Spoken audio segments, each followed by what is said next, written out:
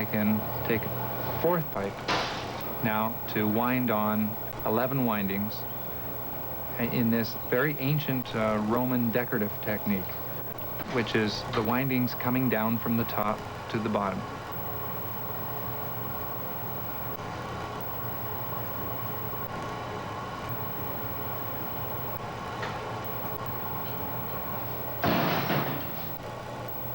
The mouth of the piece is now superheated, as hot as I can possibly make it without losing control of the piece, and opened up from the inside with jacks, they're called.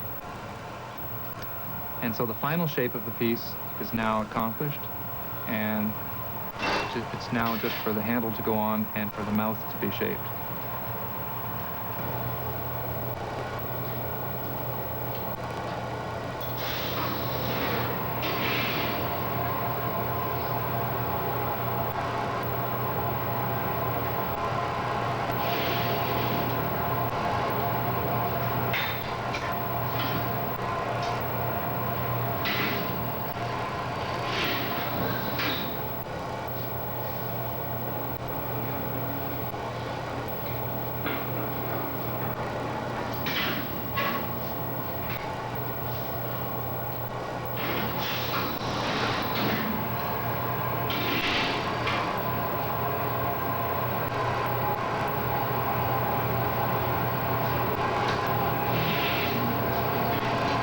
Sixth pipe is taken, a large gather put on it, and rolled, and now attached to the piece, snipped off, and brought around with the pliers and rolled around at the bottom.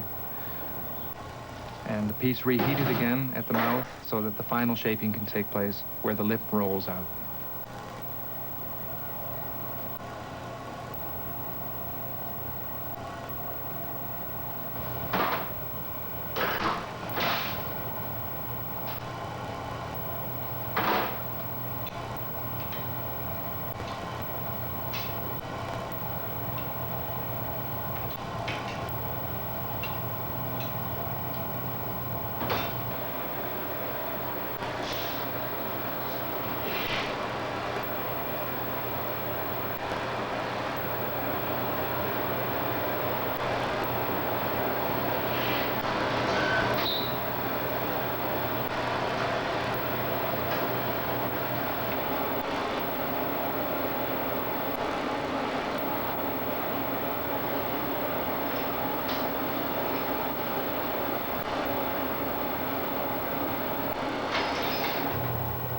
After the final blowing and shaping is accomplished, the piece is heated up one last time, and as the piece is cooling down very quickly, if I just take this piece off the pontil rod and leave it on the table, it'll just simply blow up in about 2 minutes because it's cooling too fast.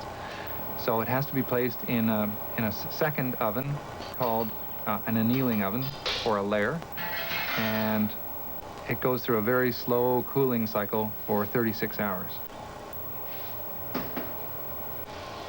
I found that I had to find ways to adapt the working techniques of working on this picture with two hands that would have originally been done by 2 or 3 men working together as a team. A great deal of trial and error has produced a system whereby, for instance, in putting on the handle, I first attached the handle while it's hot to here, and then let go of that pipe, snip it off, put it away, and then let the piece, while it's on the punty, swing around to the bottom, and then I grab hold of the dangling part of the handle here while it's still hot and bring it up and stick it on the vase that way. Other things that I've had to do include putting pipes on other stands and having a blowpipe in each hand while I'm working, which is kind of funny to look at, but that's what I have to do just working alone.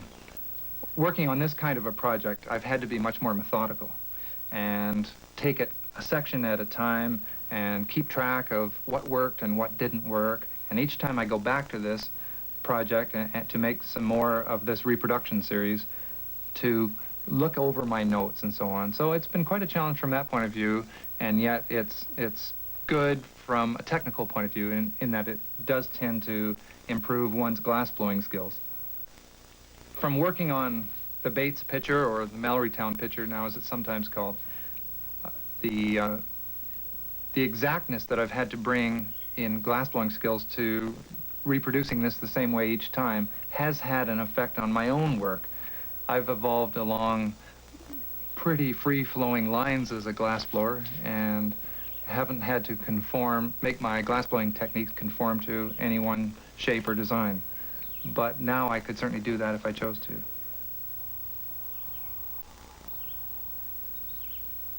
When I came into this project, it was without much knowledge or interest in early Canadian glass.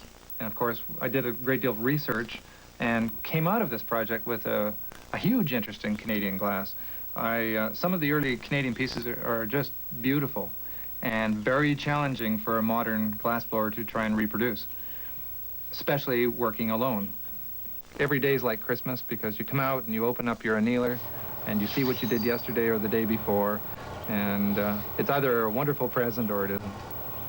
Of course, the original was just one of a day's work for the glassblower in 1839.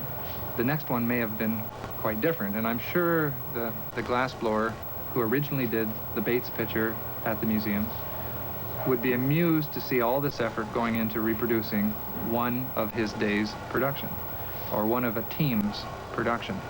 I started developing a feeling of familiarity almost, which is strange perhaps, with the original glass blowers, but that feeling didn't come right away. Over the period of weeks that I was working on it, little by little, I started feeling a sense of resonance almost with the glass blowers of the mid-19th century. Little by little, as parts of the picture came together, I almost sensed that they might be helping me a little bit. And it was a tremendous feeling when I could eventually blow this picture repeatedly, because this is almost history in the remaking. This is thought to be Canada's oldest piece of blown glass.